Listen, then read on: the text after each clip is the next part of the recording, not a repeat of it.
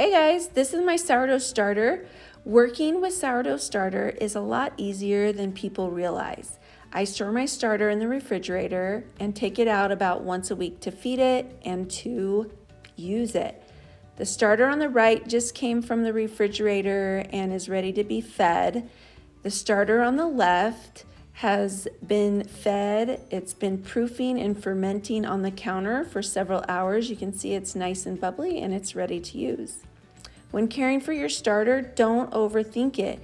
You can find many techniques on the web and in books when it comes to taking care of your starter, but I'm all for keeping it simple.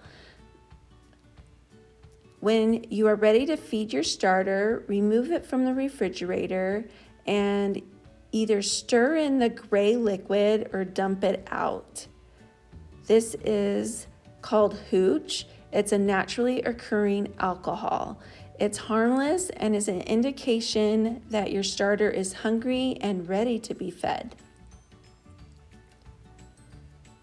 Weighing your ingredients is really the most accurate, but it is not necessary. Like I said, keep it simple. I start with a heaping half cup of flour, which is about 4 ounces if you're weighing it. 4 ounces of water.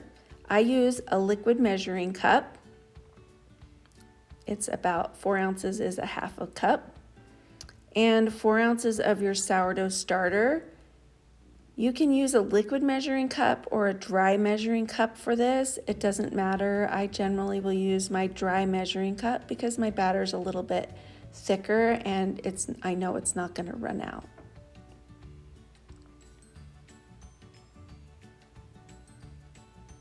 So after you've measured those ingredients, you're going to give them a good stir.